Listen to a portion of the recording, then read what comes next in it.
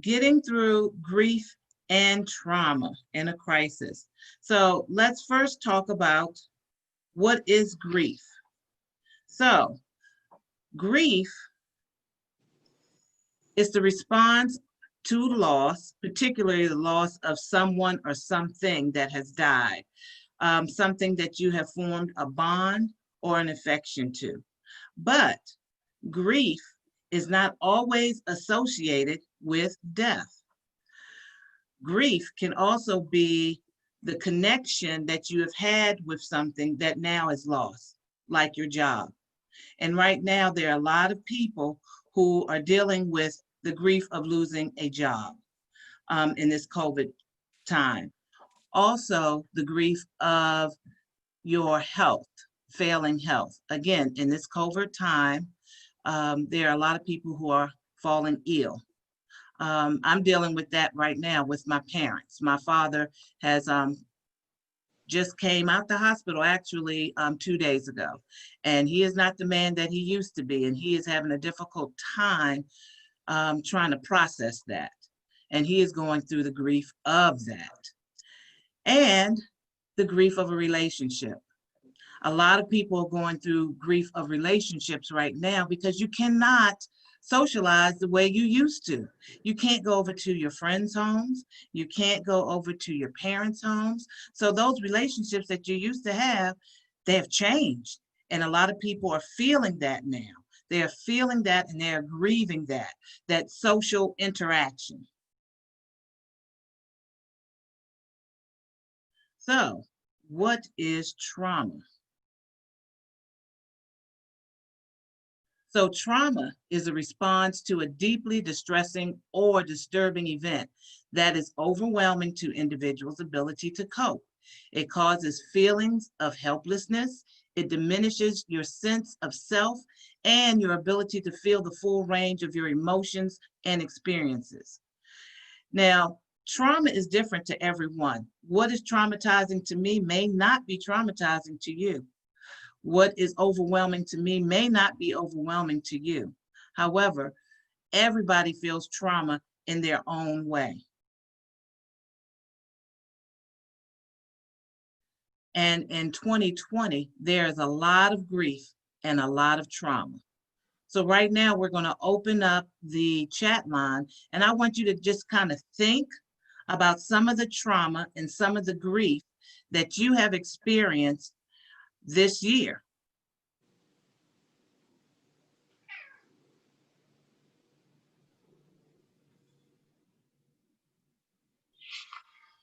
All right. Anyone want to put something in the chat box?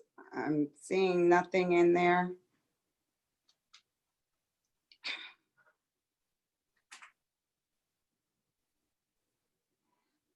Okay. Isolation.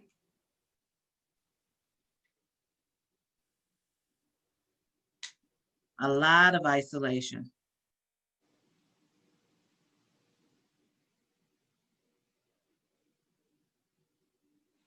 Death of loved ones, lost community. My sister is very ill, so continuous health loss, compounded. Overwhelm. Oh, thank you. Overwhelmed. Overwhelmed. Yes. I'm going to throw one out there from my viewpoint. I am now homeschooling and I'm exhausted.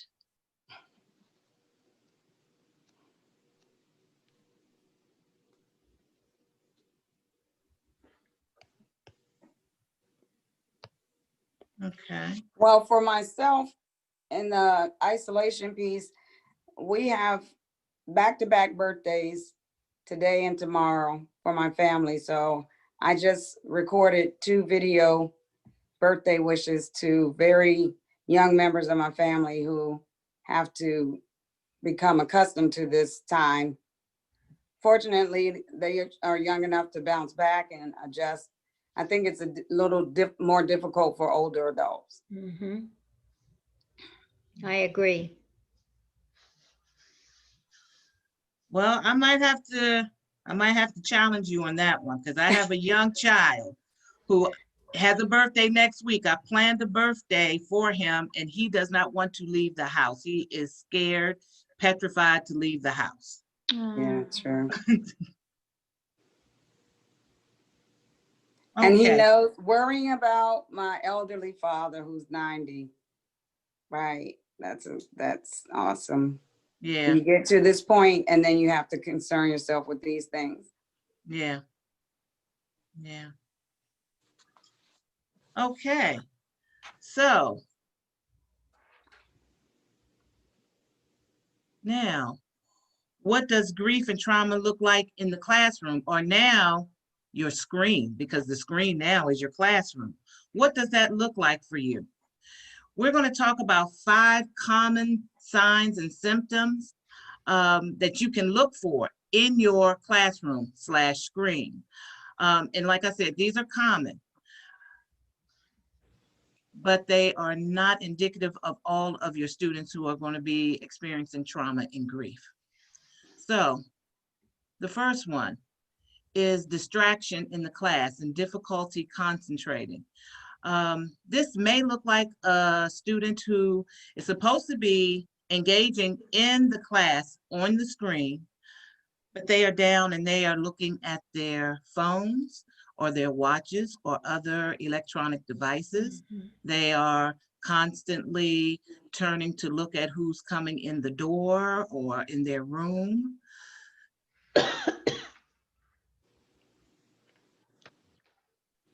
A student who is short-tempered, irritable, and annoyed at others.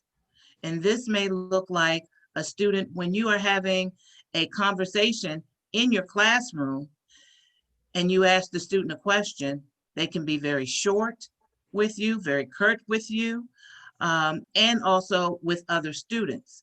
Very irritable, and sometimes can be downright mean.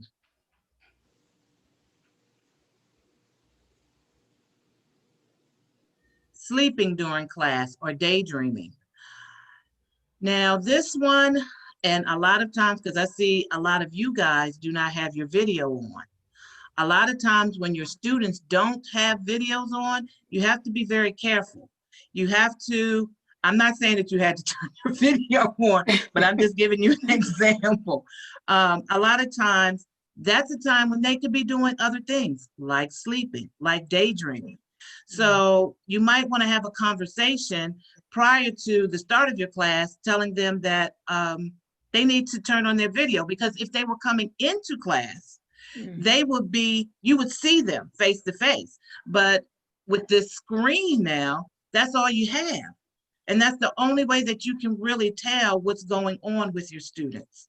Right. So, So can I interject? Because Gwendolyn just said you can't necessarily require that the video be on. So I had an example of a student, 2 students actually. The first day of Teacher Online for UMGC, the first day of one of my courses, the student didn't want to be seen, he said, because he had a cold sore.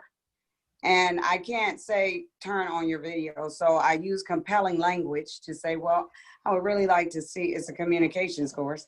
I would really like to see your face and your facial gestures and all. And he said, okay, wait a minute. And he came back with his face mask on. So at least we could read his eyes. And he did oblige. The last class I had, that same one, another student on the last class, he did not want to be seen. His mic was unmuted. He participated fully, but for whatever reason, he didn't want the screen on. So we just left it at that. I tried to use compelling language for him to show himself, and he did not. But I knew he was there because he stayed engaged.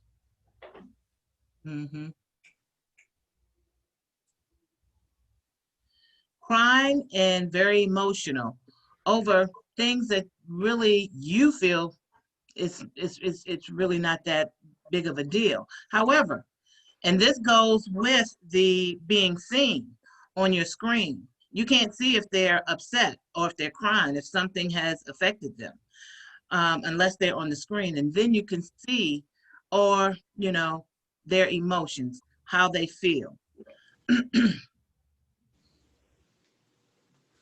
And the last one is a telltale sign: falling behind in their work, incomplete assignments. When your student is falling behind, they're not engaging, they have incomplete assignments, those are all telltale signs that something is going on. Again, every student will not have these 5 signs and symptoms. They may have something different, but these are common signs and symptoms. And again, people grieve differently, but just kind of look at your student and see what's kind of going on with them and have side conversations with them when you see certain things are not right. So to add to that, I did a impromptu survey for you with my university students, and they were glad to participate. Some of the things they added to these behaviors were feelings of seasonal agitation. They described it as seasons changing, everything remaining the same. And that was depressing and causing trauma for them. They had no mental breaks, they said, to recognize that they are going from work, remote work, to home, which is remote work, to school, which is remote work. So there was nothing to break it up, like a drive home or a stopover at 7-Eleven, nothing. They said that even though most of them were not social people regularly, socializing cannot be carried out, which was interesting. And they went on to say, even if I wanted to go out, I can't due to the restraints of COVID-19. They were extremely distractible and sensitive, but their sensitivity had to do with the needs of others, like the person whose father is, I think Sean said his father is 90, being concerned that I can't be around you because I may contaminate you, and then feeling badly that I can't be around you, so it's cyclical. And finally, they were either feeling powerless, therefore hypervigilant, or powerless and then hypovigilant, where they became numb to the entire situation and wanted to cease to exist. But they assured me that was not a telltale sign of suicide, ideation or otherwise, but that it was the feeling that they just want it to be over. Don't we all? Okay. So the $1 million question is, would you, could you, or should you recognize and help a grieving student? And you can open your mics here, and we'll take a few comments. Would you do it? Could you do it? Should you do it? Yes. Okay. Yeah. Okay, all three? Yes to all. Yeah. I think for Definitely. me, Yes. Yes to all 3 as best as I could with that particular student. Okay. Okay. Sean? For instance, I might call on a student or just say, "Oh, you're looking good today," or "Thank you for being first," or something. So recognizing them as a person, I think, would be my first step. Then it would depend. Okay, Sean. Yeah, I'm yes. sorry. So I would also say yes, definitely be mindful. But I think it's hard, right? Because we have students coming to us for every semester and not knowing their background. Because to me, right, some of these signs are what some students have shown outside of COVID because of being lazy and just just the regular behavior. So it's like, how do you distinguish someone who's really in stress? So yes, I need to be more sensitive just to someone else that's not stressed, they're just being lazy, and I need to give you a push. So that's how do you balance that? Okay. Okay, that's a good question. We'll answer that as we go along. Okay. All right. Well, we have a little scenario. I'm sorry, Patricia had something, and then we're going to move on. Okay, I'm sorry. Yeah, thank you. I would definitely say yes to that question, and I guess all this is a learning experience face to face, and right now it's even more important because we don't have that face-to-face interact back. So now it's even more important. And also recognize that these virtual classes are also dealing with our personal emotion is inexchangeable. So we are helping each other. So, and that's important, recognizing ourselves so we can help others as well. Awesome, awesome. Yeah. Okay, so let's take you through a scenario that could be yours. So this is the story of Distress. This year, Distress, we'll call her Tress, registered for undergrad courses for summer. And she's really excited, young in a pregnancy. She begins to prepare for an awesome semester, followed by the birth of a beautiful baby. She's in one of your courses. The weeks roll forward to class and the world changes and COVID seizes the nation. She's a career changer coming out of the military, and her husband still is in the military, so she has some financial stability. She's looking forward to a smooth transition into a new industry since this is a positive that COVID offered her. It prompts Tress to focus harder on her studies and the arrival of her baby with the support of her family. So prior to the classes starting, she had access a week before. She posts her first discussion. It's an introduction. You recognize her and acknowledge her enthusiasm. But when the first class starts, the official class, she doesn't log in. And then the entire week goes by, no logins from Tress. On the first day of the classroom Zoom meeting, no login. So you start to become worried because emails have also been left unanswered. Finally, she does log in to send you a direct email that says she plans to continue, but she couldn't because her mom passed away from COVID complications the Monday prior to the first class.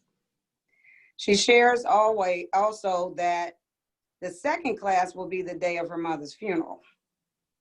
Now she's falling behind in her discussions, peer responses, assignments. She recognizes that all of that is current but behind her or on the back burner, and you as her professor need to help. So what is your response?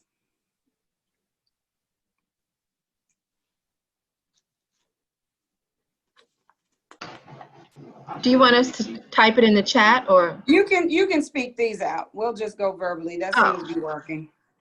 Okay. Well, as you state in your scenario that you did reach out, first of all, you have to reach out to the student when you notice that they're not participating. So the email, she did not respond to the email, but then you see everything that's going on. So I think once she reaches out to you again and you have to take into consideration her situation, at the same time, I think what you'd have to do is empathize with that student because, you know, death in the family especially is really, really hard to deal with. I don't think that you can, well, let me just say, I would not direct a student to withdraw from a class, but I think probably we could discuss things and come up with a plan.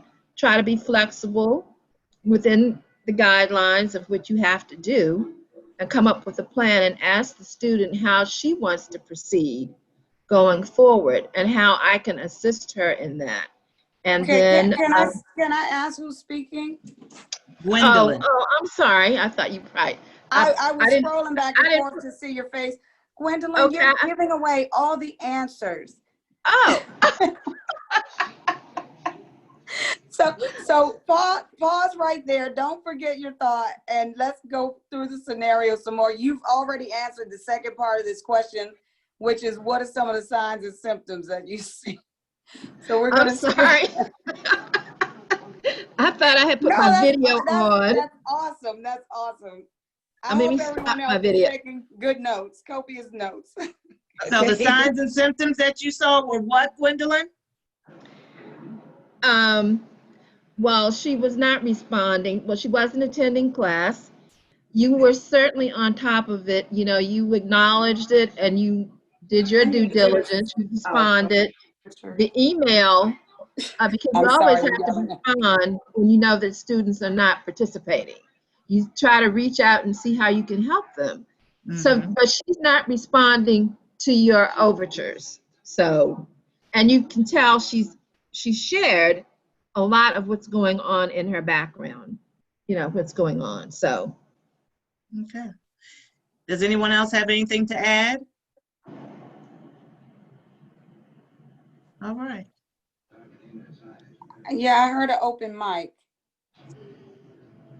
No?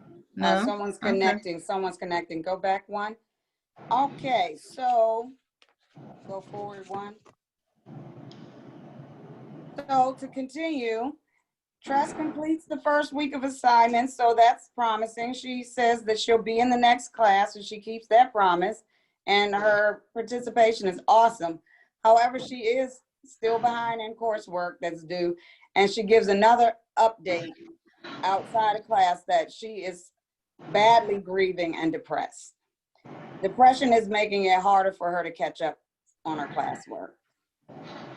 Here we ask ourselves the question, do we adjust our response?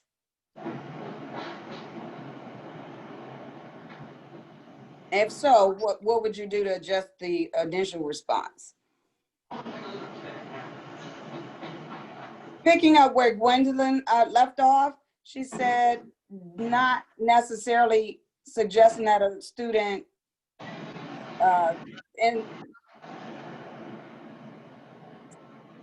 withdraw from the class. I could not think of that word, but something else. What other thing could you offer? Going once? Yeah. Well, I mean, I think as a student starting to do her work and she has shown signs that she's actually trying, right? Again, you could continue to try to work with her, and also, you could offer, hey, because if you believe this is a real issue, you could offer her to at least give her an eye, just to give her some time after the end of the semester. Okay. Okay. So the saga continues. And on the next week of class, she sleeps through the Zoom class meeting, but she called later and explained her absence, and she asked to get misinformation and suggestions for help. What, Sean? I know. Sean? It's not getting better for Sean. No. Go ahead. I'm just saying this is that situation, right? I want to be as sympathetic as I can to you. But at the same time, now you are during the class, you're falling asleep. At some point, you guys share some of that responsibility to the student. Okay. All right. So what would you tell her? She's asking for your help. Yeah. Or she doesn't. Turn your mic back on. I'm sorry. And again, if I feel that she's really depressed, I'm going to be extremely helpful and extremely sympathetic. However, if I also feel that she's just trying to get over as a student, trying to use the same excuses that other students have used, at that point, I'm going to give her a hard line. Oh, wow. Okay, we're going to come back around. We're going to circle back around to that, Sean. Dwayne?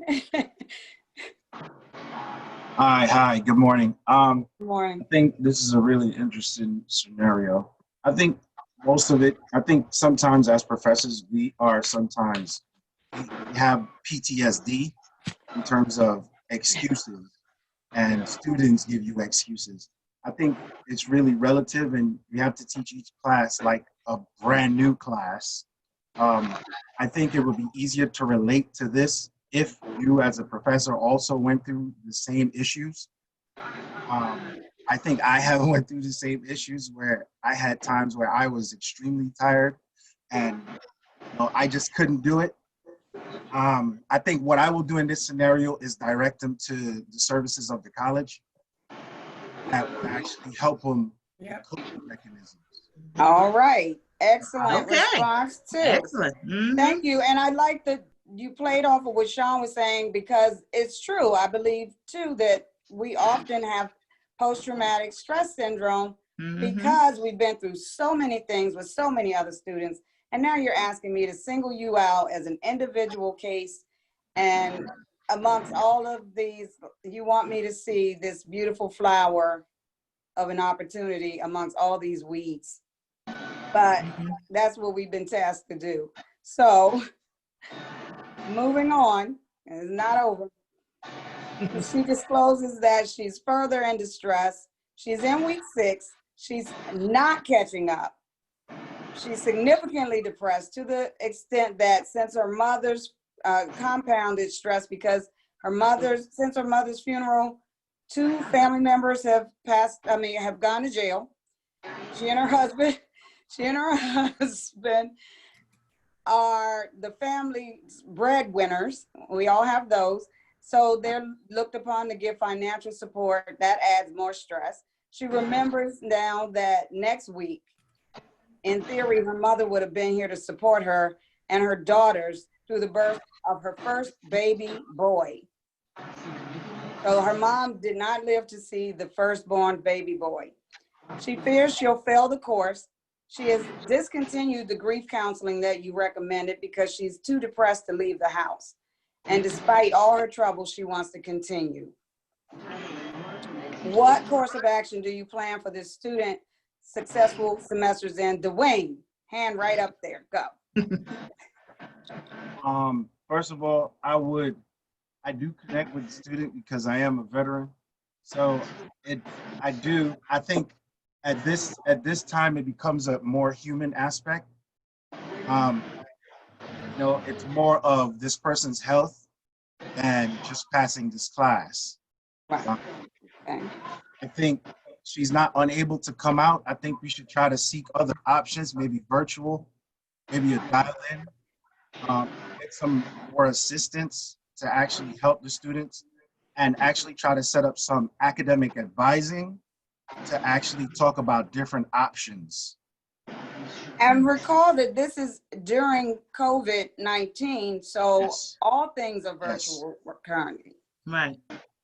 Apparently, except for her face-to-face grief counseling, which was interesting. That could always change, right? Okay, I would say yes. The short Yes. answer to that is yes. Yes. So you've already answered the question, Dwayne. What kind of guidance could be provided for a student to gain access outside of yourself? So anyone else that wants to jump in and make a comment to what, Sean, feel free to unmute your mic. Or just stay and do your nonverbal gesture. Anyone else? I saw Gwendolyn open. Okay. Okay. All right, so moving on, there are tips for professors and professionals to intersect that piece of humanity with teaching and then counseling. And the most important and communication competent piece is to be an active listener. When we listen actively, we look first with our eyes. Of course, we can't see everyone on a virtual situation, however, and we can't suggest to them that they unmute their video. So what I have done is open my classroom 30 minutes prior to a course and give that as office time to my students so that I can see them. Then you listen with your mind. So your eyes see and your mind says, something is not right here. Let's delve deeper into what might be happening. And what Dwayne said, use your empathetic heart. Sometimes it's easier to sympathize with a student because you feel sorry for them and okay, I understand, but you don't necessarily put yourself in their shoes. When we empathize, we look at it from the perspective of that person's vantage point. UMGC is primarily focused on military personnel. I have lots of students who have suffered post-traumatic stress and or brain injury, which are the signature war wounds of our involvement outside of the United States. So you have to be somewhat attuned to what people are going through on a personal level. We listen with our gut. What is this saying to me? Is this one of those cases where it's just story after story after story after story? This is unbelievable. The dog ate my homework, and then my cow ate the dog. It's too much now. This can't be that bad in your world, but you're unable to say that, so you have to listen to your intuition and respond accordingly.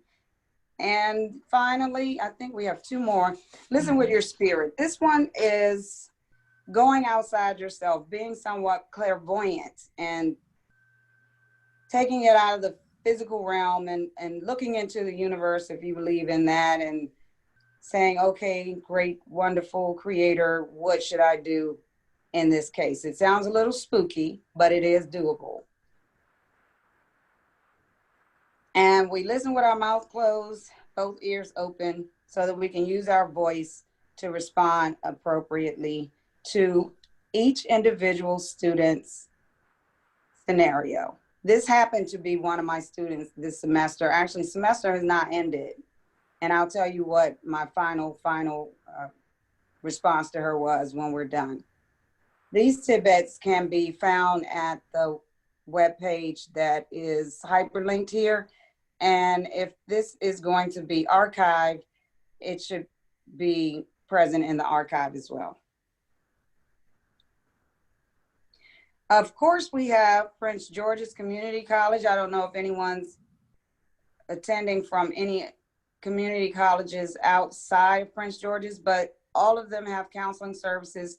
Here we have a very expansive offering of services. However, due to COVID-19, we can't attend to all of them face to face. While Avise is switching to that screen, Dwayne, for example, you said, could the change be that virtual grief counseling be done?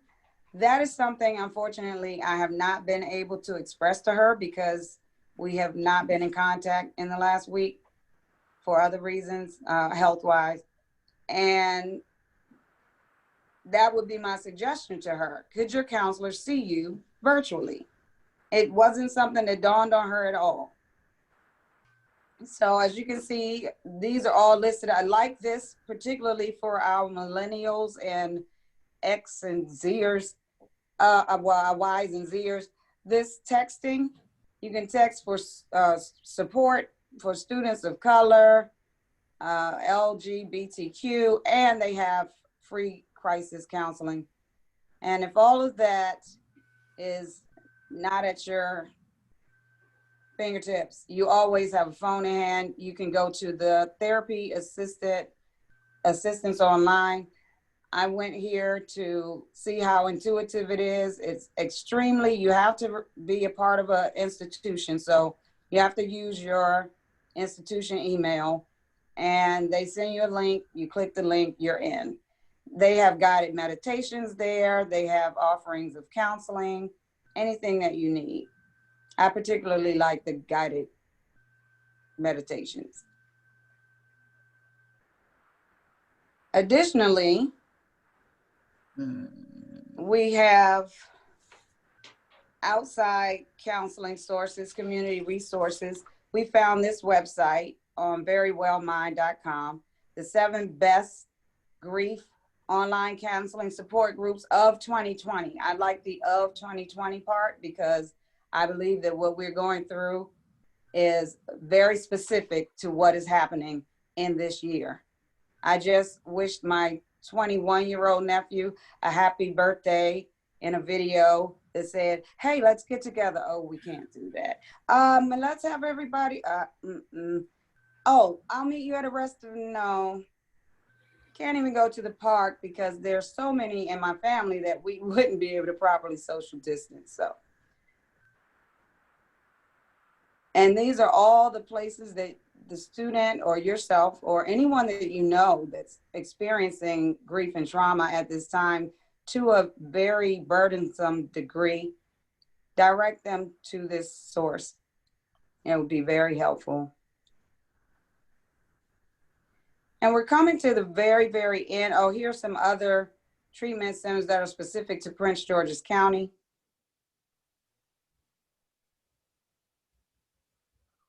And right now, we are in virtual therapy right now, but as we go into phase 3, hopefully, which will be soon, they can then go into one-on-one counseling and go in. So this would be a good resource for students. Different centers, counseling centers throughout PG. Okay, so we can continue to scroll there, but open mics I see. So if you have any comments, questions, or just another resource that we can use, feel free to speak out now. Well, Okay, I have a really big question I want to put on the table. Current environment would allow school to create therapy outreach in situations like the one described. Okay. Okay, thank you, Dwayne. Go ahead. I wanted to know if everything you just had us scrolling down, it's just so much. Can we access that on one site? I will speak with technical support, and absolutely before the archiving, we'll make sure that that is available at a one click as much as possible. Thank you. Thank you for your question. Anyone else? Sean, now that you have heard the entire matter, give us your take. Unmute. Yeah. No, I definitely appreciate the counseling too.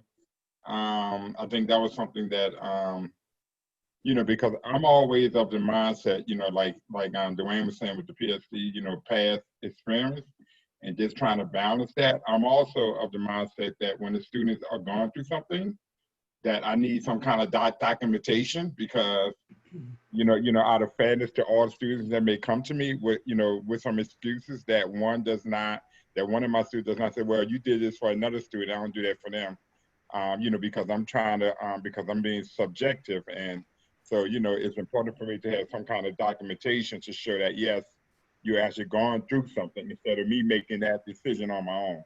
So no, I definitely appreciate the going to counseling and making sure that they do that. But also just being very conscious about making sure that to be sensitive, but also to push them through the crisis to be successful in the class. Okay. And Gwendolyn, you had a lot of comments at the beginning, and I said you were answering all the questions. So let's hear from you again. Yeah, I think the session has been great, and I appreciate all the information and good resources that you provided so that after the session we can even tap into it. I always try to operate under the principle of being reasonable. I remember one of my professors used to always stress being reasonable. And I also understand, as I guess that was Sean that was speaking, how you want to be fair to all of the students. But I like what you said about the listening and listening with your eyes, listening with an open heart, and all of those kinds of things. And it is hard. And I think somebody said something about PTSD in terms of listening to student excuses. So you try not to become cynical and try to, maintain an open spirit, an open heart to all of the students. And again, I just thank you for the session.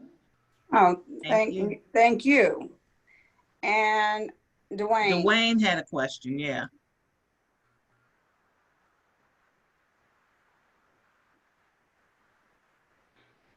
We have to unmute Dwayne. Okay. Sorry. I just had a comment to make. I remember when I just got back from the military, from my tours and stuff. I it was hard. It was hard to adjust in school. So a professor actually brought this to my attention to actually go to the support services, what they can actually do. And I noticed Prince George's Community College also have that. If you go to the disability support services, you can actually get a reasonable accommodation letter. I think that's the paperwork Sean was talking about, that you don't necessarily need to know what it is you're going through, but something that's verifiable from the college, that the student is properly vetted through the college's system. So I think a reasonable accommodation would allow the students more time on assignments, more time on tests, and it allows a lot other things. So I think that's a really great option that I still use till this day. So that's it. Thank you. All right. Right.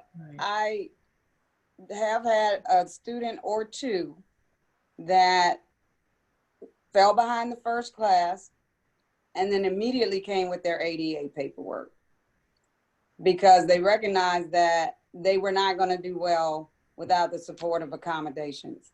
And I appreciate that, and they appreciated me acknowledging it. But as the professionals, we have to operate, well, I don't like to tell people what they have to do. As professionals and instructors and people who give knowledge, we should be in the position to guide students and others in directions that they need to go. And Americans with Disabilities Act makes room for that. I spent my K through 12 and post-secondary years in special education. And as such, I always told my students, once high school is over, your individualized education plan means nothing unless you go and get your ADA paperwork for accommodations.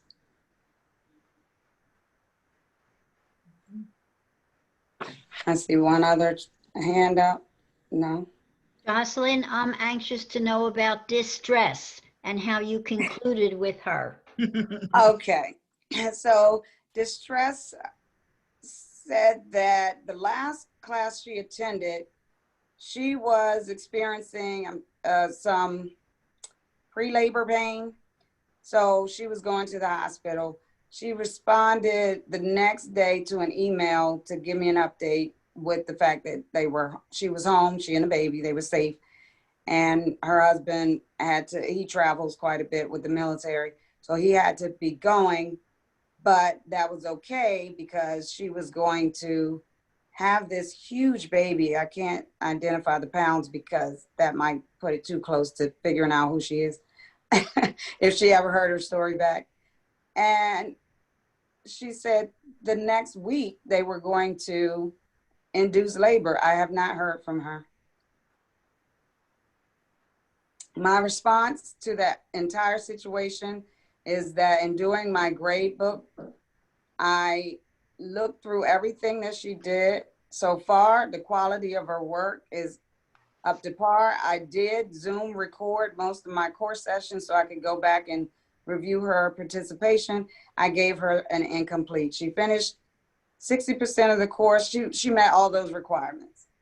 She finished 60% of the course. Her work was more than B level. And when she did participate, she was on point. So I gave her the incomplete. That gives her 5 months. We're in August. It gives her to December to get the work finished. Or the grade turns into an F, unfortunately. So I will be reaching out to her again and again as the months roll on by email to make sure that she gets that work in so I can change her grade. She would otherwise have easily gotten an A. And the course was Foundations of Oral Communication, and her career switch happened to be something along that line. So I don't want her to have to repeat that course.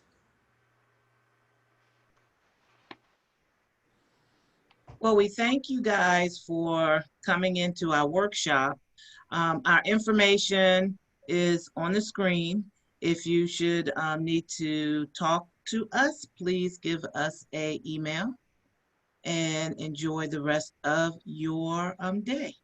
Well, don't leave just so soon because there's a survey. Has anyone seen the survey from a previous workshop? I haven't seen any today. Yes, I have. yes, I have. Okay, who said they have? Okay, Loretta, you have? Loretta. Yes, I just did it. It's not even 5 minutes.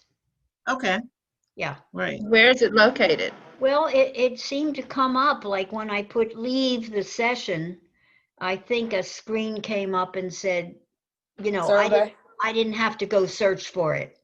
Okay. Okay, great. Well, please fill out the form, the evaluation form, when you leave the session. And I think that's it. We're good? Very good. Yes, very, very Okay. good. Thank you Thank all you. for joining us.